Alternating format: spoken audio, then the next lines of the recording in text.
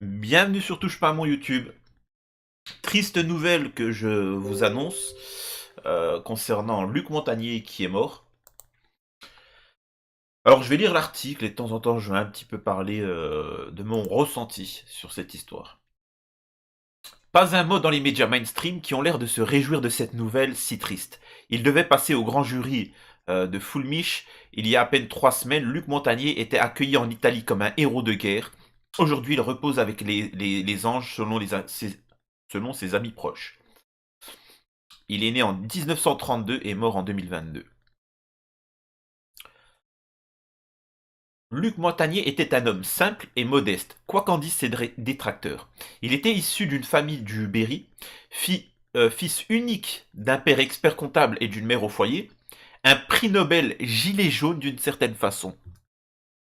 Cet immense biologiste et virologue français était entré au Centre national de la recherche scientifique, CNRS, en 1960, dont il deviendra plus tard directeur émérite de recherche. Il a été professeur à l'Institut Pasteur, où il a dirigé l'unité d'oncologie virale de 72 à 2000.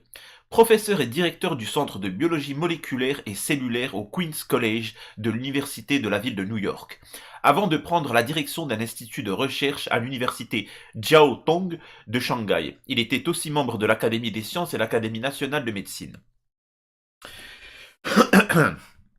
Et quand tu vois que des pauvres, comment dire ça, j'ai pas envie d'être vulgaire. Dans cette vidéo, j'ai pas envie d'être vulgaire.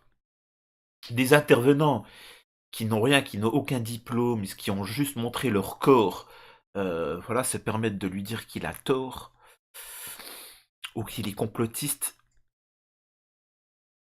Allez, c'est le monde dans lequel on vit. Avec Françoise Barré-Sinoussi et Harald Zurhausen, il reçoit le prix Nobel de physiologie ou médecine de 2008 pour la découverte en 1983 du virus de l'immunodéficience humaine VIH.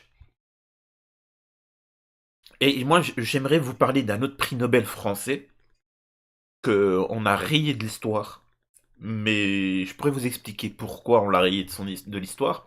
C'est André Gernez. Ceux qui le connaissent savent pourquoi il a été censuré de l'histoire. C'est un prix Nobel, hein. C'est pas un guérisseur dans une cave ou je sais pas. C'est vraiment un prix Nobel. Vous savez l'histoire de la cellule, là, la cellule humaine, les cellules. Il y a la cellule mère-fille, ce que vous avez appris là. Cellule mère-fille, elle se divise. Il y a un mère-fille, euh, etc. Ben, c'est lui, c'est lui. Et il a parlé sur le cancer et autres. Et forcément, il a dit des choses qui permettraient de sauver l'humanité. Mais au niveau business, c'est pas rentable. Donc je vous conseille de regarder André Gernez. Je lis, mais pour l'instant, on reste sur Luc Montagny. Depuis la fin des années 2000, il avait multiplié les prises de position sans rapport avec les connaissances en biologie et en médecine et dépourvues de tout fondement scientifique. Faux. Ça, c'est faux. Il défendait notamment les théories de la mémoire de l'eau de Jacques Benveniste, de la téléportation de l'ADN et prend position contre les vaccins. Les sceptiques disaient il y a peu encore qu'il est atteint de la maladie du Nobel, qui consiste pour un prix Nobel à se mettre à travailler sur des sujets dans lesquels il n'a aucune compétence ou bien sûr des théories pseudo-scientifiques. Ces prises de position l'ont amené à être marginalisé par la communauté scientifique. Alors, il faut savoir une chose, parce que j'ai fait médecine aussi. Vous savez la chirurgie. Vous êtes tous contents. Ah, un chirurgien, c'est la classe. Faut savoir qu'un chirurgien, à la base, chirurgien du cerveau, cardiaque, tout ce que tu veux, c'était vraiment les. C'était le poubelleur, quoi. Vous savez, les poubelleurs, là, on les regarde, ah, c'est des poubelleurs, etc. Et ben, c'était pareil, les chirurgiens à l'époque.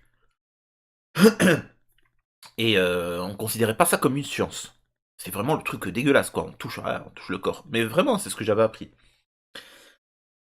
Ça a évolué depuis. Donc, de dire que telle ou telle chose ne sont pas des sciences, à l'heure actuelle, ce ne sont pas des sciences. Mais justement, il faut travailler. Il faut travailler, faut persévérer. Concernant la mémoire de l'eau, je vous incite à vous renseigner, regarder des vidéos là-dessus. Vous verrez que c'est quand même quelque chose de très intéressant et euh, qui laisse perplexe, vraiment qui laisse perplexe. Et donc voilà, il faut aller au-delà et il faut toujours rester ouvert. Notre monde n'est pas fini. Et moi, j'aimerais juste poser une question pour ceux qui se permettraient de critiquer un prix Nobel ou autre. Allez. Et qui vont me dire, oui, mais tu es sceptique, tu es si ça. J'aimerais vous poser une question, vous qui pensez que l'humanité est là, la civilisation, l'être humain, d'accord. Je peux te poser juste une petite question. D'où vient l'eau sur Terre? Il y a énormément d'eau sur Terre, hein. D'où elle vient? Allez, je te laisse répondre. Allez, je vous laisse quelques secondes. Hop. Faux. T'as faux. T'as tort. Je sais que t'étais en train d'écrire en commentaire. T'as tort. On ne sait pas d'où vient l'eau sur Terre. Alors vous allez me dire, bah forcément de l'extérieur. On ne sait pas. On ne sait pas à l'heure actuelle. C'est une des plus grosses pans de l'histoire, enfin de la NASA, qui cherche à savoir d'où vient cette eau sur Terre. Parce qu'on sait qu'elle ne vient pas de la Terre. Elle était en fusion. La Terre, quand elle s'est formée, selon la théorie actuellement, euh, voilà quoi, elle était en fusion. C'est un amas de gaz, de roches, enfin de carbone, enfin de tout ce que tu veux, quoi, ce qui compose la Terre, qui est en fusion. Donc là, l'eau ne pouvait être présente. Elle ne pouvait être présente. Ensuite, cette Terre-là, elle s'est refroidie. Et ensuite, forcément, l'eau doit venir de l'extérieur. C'est pour ça que la NASA envoie et claque un argent immense pour essayer de trouver de l'eau. Alors il y en a qui vont me dire, on a trouvé de l'eau. Non, non, non, je parle de l'eau. H2O, je ne parle pas de H3O. Je ne parle pas de ce qu'on appelle l'eau lourde. Je sais très bien le sujet. On parle d'eau réellement et en quantité. Attention, je ne vous parle pas de science-fiction ou autre. Je vous dis qu'à l'heure actuelle, on est en train de... La NASA, le plus gros point de recherche de la NASA, c'est de savoir d'où vient cette eau sur Terre. Et quand il y en a qui me disent, ouais, mais t'as vu, dans le futur, on sera comme ci, comme ça. Arrête, arrête, arrête, on sait même pas de l'eau. Vous n'êtes rien.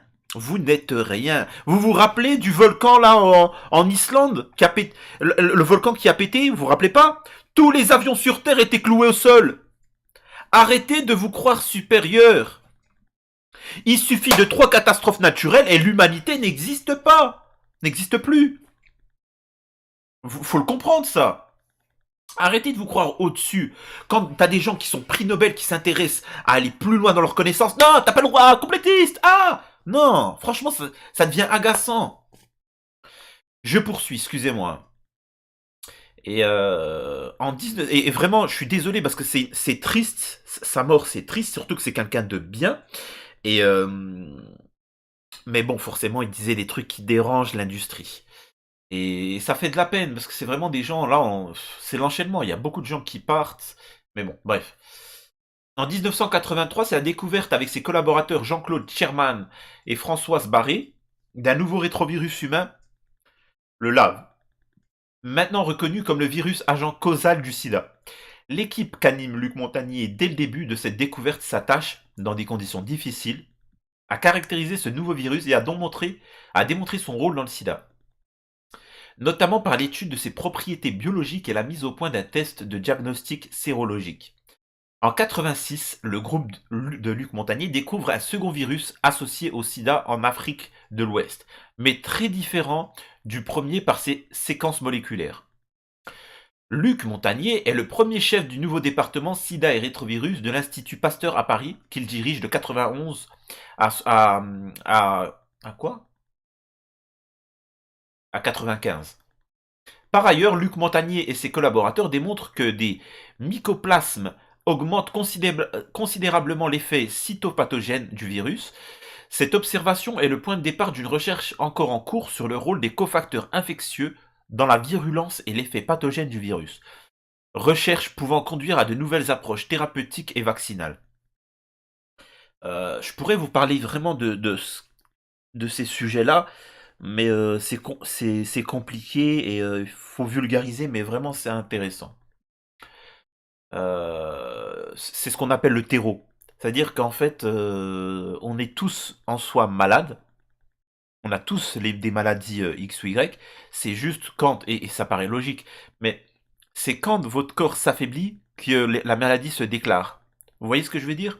C'est pour ça d'ailleurs que ce qui a permis d'enrayer des maladies, ce n'est pas telle ou telle chose. Essentiellement, ça a été l'hygiène et l'alimentation. Ces deux points-là. Vous mangez bien, vous faites du sport, et vous avez une bonne hygiène, vous rayez la majeure partie des maladies. La majeure partie. Donc, et c'est un terreau. Alors, ne venez pas me dire une fois que vous avez la maladie, comment je fais? Oui, ben c'est un peu tard. Mais bon. Après, là, on rentre dans une autre catégorie de la santé, mais bon. Donc, en 93, il crée la Fondation mondiale Prévention et Recherche SIDA, FMPAS, sous l'égide de l'Organisation des Nations Unies pour l'éducation, la science et la culture, dont le but est de créer des centres de recherche en Afrique. En 97, alors âgé de 65 ans, il peut continuer à travailler comme chercheur émérite, mais la loi lui interdit de diriger un laboratoire de recherche en France. C'est pour cette raison qu'à partir de cette année jusqu'en 2001, il est professeur et directeur du Centre de biologie moléculaire et cellulaire au Queens College de l'Université de la ville de New York. Excusez-moi, je fais une petite pause. N'hésitez pas à faire un petit hommage en commentaire et pour ceux qui le connaissent, etc. Et donc voilà. Et j'en profite par la même occasion de vous demander de vous abonner. Et c'est toujours bien pour plus de visibilité pour la chaîne. Et donc voilà, je suis désolé, je suis obligé de faire ce rappel-là, de vous dire de vous abonner, parce que c'est en le disant que les gens le font, malheureusement.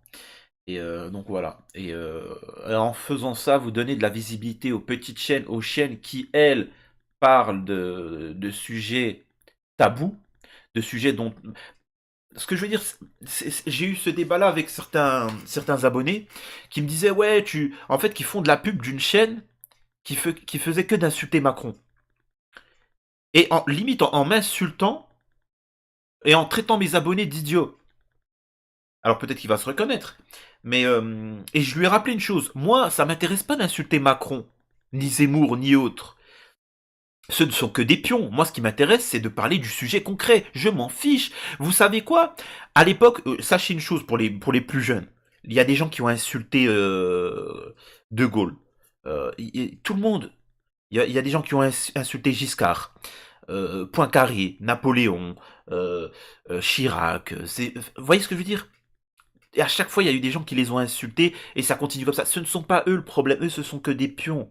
Moi, ce qui m'intéresse, c'est de mettre en avant des gens qui vont plus profond que ça, qui vont parler, par exemple, de la mémoire de l'eau, de choses intéressantes, des sujets qui, par exemple, alors je ne suis pas du tout platiste, la Terre plate et compagnie, mais moi, ça m'intéresse que quelqu'un me parle de ça. Alors je vais lui dire, je serai en contradiction, mais ça m'intéresse qu'on parle. Maintenant, si c'est juste pour me dire, allez, c'est quoi les trucs là Macron, si tu savais, nanana. Oh là là, mais je l'ai tellement entendu dans les stades de foot. Ah, nan, Paris, si tu savais, nanana. Et demain, si c'est Zemmour qui est élu, Zemmour, si tu savais ta réforme, franchement, vous voulez pas aller plus loin. Et après, on vient me dire que c'est moi l'opportuniste. Je suis le seul qui parle des juifs. Je suis le seul qui parle de tous ces sujets-là, de ces problèmes-là. Et en plus, et vous êtes tous témoins, et vraiment, hein, peu importe vos partis, vous avez bien vu que je ne suis jamais agressif sur une communauté ou autre, et au contraire, j'appelle au dialogue. J'ai jamais manqué de respect aux musulmans, aux catholiques, ni même aux juifs, ni à qui que ce soit. J'appelle justement au dialogue pour qu'on s'entende et qu'on se comprenne et qu'on prenne des décisions conjointement. Alors j'ai mes idées, par exemple, moi je suis contre l'immigration, mais justement il faut en parler. Et vous verrez que j'ai rencontré beaucoup de personnes issues de l'immigration qui sont d'accord avec mes propos. Et justement ça on va l'aborder, on va venir, on va y arriver ça dans les débats. Donc excusez-moi j'ai fait cette parenthèse parce que ça m'énerve, mais donc voilà. On continue sur Luc Montagnier. Donc, voilà sa petite biographie. Euh, Avec son collègue italien Vittorio Colizzi, Luc Montagnier participe à plusieurs conférences, notamment en Afrique, pour lutter contre la propagation du VIH. En 2010, Luc Montagnier annonce qu'il fuit le climat de terreur intellectuelle en France pour prendre la direction d'un nouvel institut de recherche en Chine à l'université Jiao Tong de Shanghai, afin de poursuivre ses recherches sur la formation dans l'eau de nanostructures induites par l'ADN. Je vous l'ai dit, en France, tous ceux qui sortent du lot et qui sont intéressants, on les dégage. Dans tous les domaines. Et c'est ça, c'est-à-dire que, vous savez, le vaccin Johnson, là, je ne me rappelle même plus le vaccin là, qui a été fait en Angleterre. C'est qui l'a fait? C'est des Anglais? Non, c'était des Français qui l'ont fait. C'est des Français. Vous savez ce qui s'est passé, l'histoire? Ils ont travaillé là-dessus, et le gouvernement a dit quoi? Eh, dégagez-vous là, vous êtes des miséreux, vous êtes nuls. Le gouvernement anglais, vous savez ce qu'ils ont fait? Et ils sont en France, il faut savoir qu'ils ont travaillé en France, ils fabriquent ça en France, mais ça part en Angleterre. Et en France, on n'a pas de vaccin. Ils ont dit, bon, vous êtes des boss, vous êtes des cracks, vous êtes intelligents, et ben nous, on va vous passer du fric. On va bien vous payer, on va bien vous financer, vous allez péter d'oseille, parce que votre travail mérite une bonne récompense. Ils ont dit, ok, merci, c'est gentil, et voilà. Voilà, voilà. C'est l'histoire de la France. On a des compétences, la France nous crache à la gueule, et les étrangers nous courent après. Comment vous voulez après... Le gars, Luc Montagnier, il est prix Nobel, il découvre le truc le virus du sida, il parle de choses dont je ne vais pas parler parce que là je serai immédiatement censuré. Et il le dit lui-même, il fuit le climat de terreur intellectuelle en France. En 2012, alors que Montagnier est pressenti pour présider un laboratoire de recherche au Cameroun, il faut savoir aussi une petite chose là pour certains qui diraient que un tel est raciste ou autre, etc. Il faut savoir que les pays africains sont pas des pays pauvres. Arrêtez de dire que les pays africains sont des pays pauvres. Ce sont des pays affaiblis parce que l'Europe les a martyrisés pendant une période, certes. Et quand je dis martyrisés, je ne parle pas de la colonisation ni même et de l'esclavage. Hein. Je parle vraiment de l'après. Et, et quand je dis l'Europe, certaines élites, on va dire ça comme ça. Ce qui a amené d'ailleurs à l'immigration. Vous voyez ce que je veux dire? C'est-à-dire certains ont fait des dégâts là-bas, et c'est même certains ont dit venez dans ces pays européens, et ces mêmes personnes disent maintenant non, il faut les immigrés, c'est pas bien. Vous voyez ce que je veux dire? Moi, le problème que je commencerai déjà à régler, c'est ce certain. Et c'est d'ensuite aller voir ces pays africains et leur dire bon, maintenant, on va vous aider. Donc voilà, et vous verrez qu'il n'y a plus d'immigration après. Hein. C'est fini l'immigration. Parce qu'ils ont des compétences.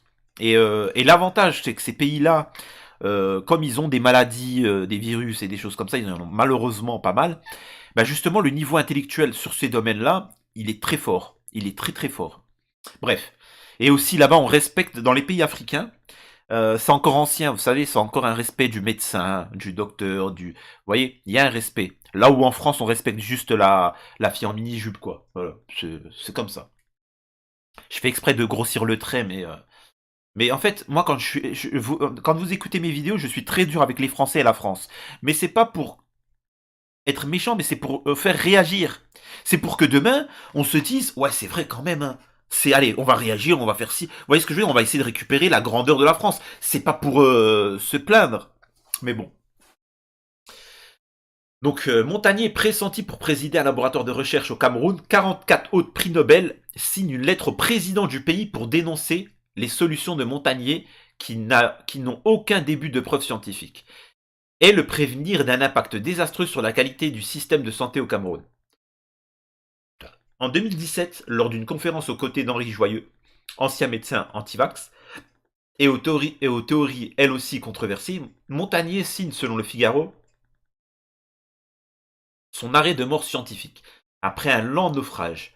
En quelques semaines, plus d'une centaine de scientifiques condamnent dans une pétition ses propos.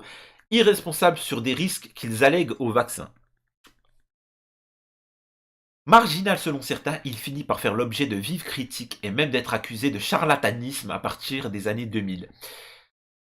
Il affirme en effet que l'ADN émettrait spontanément des ondes électromagnétiques quand il est fortement dilué dans l'eau, ce qui permettrait une téléportation de l'ADN. Selon lui, le traitement des personnes autistes pourrait se faire à l'aide d'antibiotiques, puisque l'autisme, selon lui, serait dû en partie à des infections bactériennes. Mais aussi le traitement du sida au Cameroun par l'alimentation et l'homéopathie. Alors, euh, je tiens juste à préciser une chose. Euh, Avant, on pensait qu'il ne pouvait pas. La vitesse de la lumière, c'était c'était ce qui. On ne pouvait pas aller plus vite. Et c'est comme la constante de Planck. La constante de Planck, en fait, il faut savoir, c'est, on a décidé que la distance la plus minime qui existe, ok. Alors c'est 10 puissance moins, voilà. Moi j'ai envie de poser la question, pourquoi ils ont dit que la distance la plus courte, c'était 10 puissance moins, et pourquoi pas, on rajouterait pas un zéro, pourquoi? Vous voyez ce que je veux dire? Ensuite, à l'heure actuelle, il faut savoir que scientifiquement, on a fait des observations de téléportation de... Alors comment on appelle ça? C'est pas des quasars, je sais plus comment on appelle ça. C'est plus petit que des atomes, en fait, qui partent d'un côté de l'univers à un autre. Enfin bref, il y a une sorte de téléportation ou une vitesse tellement grande qu'en fait c'est de la téléportation. Je peux pas, mais je m'étais renseigné là-dessus, j'ai pas creusé. Donc voilà, ce que je veux dire c'est que il y a des choses qui vont plus vite que la lumière. Donc euh, personnellement, moi j'ai pas regardé un peu ce qu'il disait par rapport à la téléportation de l'ADN, mais et je sais même pas ce que ça signifie. Donc, mais c'est facile de, vous voyez dire, ah, l'ADN se téléporte. Et forcément, là, ça fait vraiment réducteur. Par contre, ce que je peux dire, c'est quand il dit le traitement du sida au Cameroun par l'alimentation et l'homéopathie, effectivement, de dire juste cette phrase-là, effectivement, c'est pas bien. Mais c'est pas ce qu'il dit. Et en fait, il faut comprendre cette chose-là. Peu importe ta maladie, ton corps vit avec. Alors, il y a des maladies qui peuvent être guéries, des maladies qui ne peuvent pas être guéries. Mais, même sur la maladie qui ne peut pas se guérir et qui le corps combat, un cancer ou autre, aide ton corps. Comment tu peux aider ton corps? Avec l'alimentation. Si tu manges comme un... Tu manges très mal. Et attention, manger... Et là, je parle de manger mal. J'ai pas dit manger beaucoup ou peu. Ne faites pas la nuance. Il y a une nuance. Ne faites pas l'erreur de penser ça. Quelqu'un qui mange énormément et devient obèse peut être en meilleure santé que le mec qui est faim. Pourquoi? Bah parce qu'il y a plusieurs éléments. Ça dépend ce qu'il mange. L'autre, s'il mange que des pesticides, des OGM et tout ce que tu veux, il peut choper des maladies. Là où l'autre, il prend du poids, certes, c'est mauvais pour sa santé, mais il n'est pas intoxifié. Pourquoi? Parce qu'il mange de la qualité et sans pesticides et compagnie. Donc c'est pour ça, il faut bien comprendre quand on te dit que... Et ce que je veux dire, c'est que le corps, quand tu manges de la merde, il, il combat, il doit nettoyer tout ça. Et il s'alluse. C'est pour ça que quand tu manges bien, déjà ton corps est un peu mieux. Et parfois tu jeûnes, ce qui permet au corps de se reposer, de l'aider, de prendre soin de son corps et de son esprit. En faisant un peu de sport, etc. Déjà, vous le mettez dans les meilleures conditions pour combattre les maladies. Donc, et c'est un effet, c'est pas que c'est magique, c'est la base. Et donc voilà, donc le simple fait de dire cette phrase-là qui est complètement hors sujet, parce qu'en fait c'est comme s'il disait tu manges 3 goyaves et 4 tomates et c'est bon t'es guéri. Non non non, c'est pas ce qu'il a dit. Et moi ça j'aime pas Vous voyez ce que je veux dire, c'est tout le temps c'est vraiment c'est mauvais ce qu'ils font, c'est pas bien. Franchement c'est pas bien et on ne respecte pas nos prix Nobel. C'est incroyable. Le mec, il a donné sa vie pour la science et pour la santé. Et on se permet de lui manquer de respect. Bref. Ces affirmations polémiques sont notamment basées sur les théories de la mémoire de l'eau de Jacques Béveniste. Sachez que j'avais prévu d'en parler, la mémoire de l'eau. J'en ferai un débat. J'en ferai un sujet et long Et vraiment, ça, c'est quelque chose qui m'intéresse. D'ailleurs, plus tard, je ferai comment on appelle ça? Je ferai un petit post pour ceux qui connaissent bien le sujet, qui pourront nous en parler. N'hésitez pas. Si je vois que ces gens-là maîtrisent mieux que moi le sujet, ben, je leur laisse le champ libre pour faire une vidéo sur ma chaîne. Les sceptiques disent qu'il est atteint de la maladie du Nobel qui consiste à... nanana, nanana, voilà. Moi j'appelle ça la jalousie des gens qui ont réussi. En 2017, il participe avec Henri Joyeux à une conférence de presse où il déclare être d'accord avec plusieurs arguments voilà, de ceux qui refusent la vax, qui sont réfutés par la communauté médicale. Donc il explique, ouais bon, tous les effets secondaires. Là par contre, il y a un truc qui m'intéresse. Les adjuvants à base de sel d'aluminium seraient responsables d'une tempête immunitaire chez le nourrisson.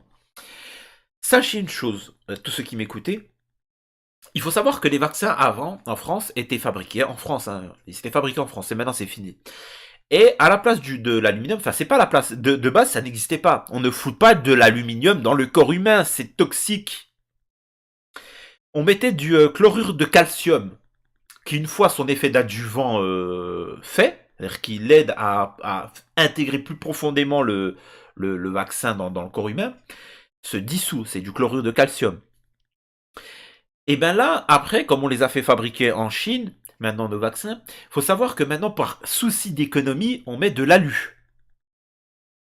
C'est moins cher, c'est un plus gros business, par contre, c'est problématique pour la santé des gens.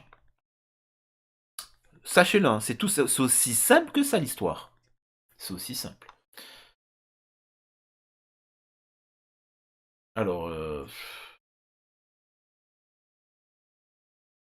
alors là, voilà, bon. Là, forcément, il parle de... En fait, il faut savoir que Luc Montagnier parle de choses qui, là, paraissent complotistes, mais vous verrez que d'ici quelques années, ça sera avéré. Donc voilà, mais on lui aura craché à la gueule. Il a été récompensé le 6 octobre 2008 pour ses travaux sur le virus du sida, dont la découverte a été essentielle à la compréhension actuelle de la biologie de cette maladie et à son traitement antirétroviral, selon le comité Nobel. Il vient aujourd'hui de s'éteindre paisiblement en présence de ses enfants. Paix à l'âme de ce grand homme qui n'a jamais ménagé ses efforts pour combattre le chaos du monde d'en bas.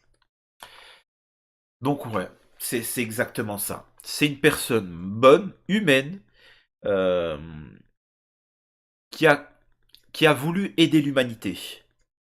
Et malheureusement, il y en a peu de ces gens-là. Et on voit bien que c'est-à-dire que quand bien même ces personnes-là ne seraient pas financées, aidées ou financièrement, tout ce que tu veux, mais au moins on les laisse travailler. Là, on voit bien que ces gens-là, on les laisse pas travailler. Ça montre le monde actuel dans lequel on vit, les médias, etc. Parce qu'on n'en parle pas de Luc Montagnier. Dites-moi, est-ce que vous en avez entendu parler de la mort de Luc Montagnier? Jamais, personne, non? Vous voyez, vous n'en avez pas entendu parler. Je crois que je suis le seul. Je suis le seul sur YouTube à en parler.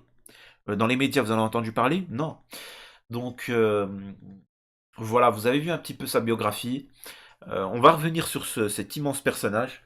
Et donc voilà, et c'est terrible, hein, on en a eu plein de pertes en ce moment. Je vais pas faire mon complotiste de bas étage en disant que c'est étrange qu'il soit mort maintenant, mais bon, je vais pas. C'est comme ça.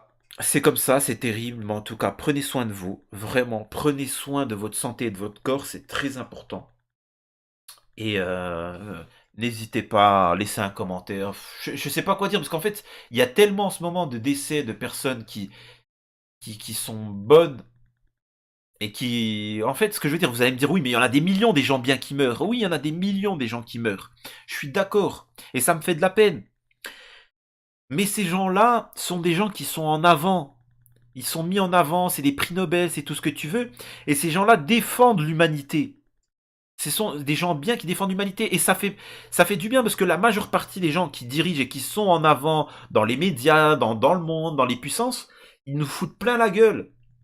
Et ça fait plaisir quand quelqu'un qui a une reconnaissance dise non, stop, là vous allez trop loin, moi je vais vous dire.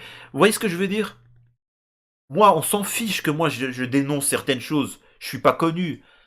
Par contre, si demain, quelqu'un, par exemple un youtubeur, il a 50 millions d'abonnés, il a une visibilité de fou, et qui vient et qui dit des choses percutantes et honnêtes, etc., là, genre, il aura tout mon respect. Vous voyez ce que je veux dire? Mais bon, bref, voilà. Donc voilà, en tout cas, c'est terrible pour Luc Montagnier. Courage à sa famille. On doit tous y passer. C'est comme ça, c'est naturel. La mort fait partie de la vie.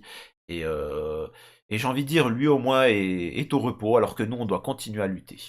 À la prochaine sur Touche pas à mon YouTube.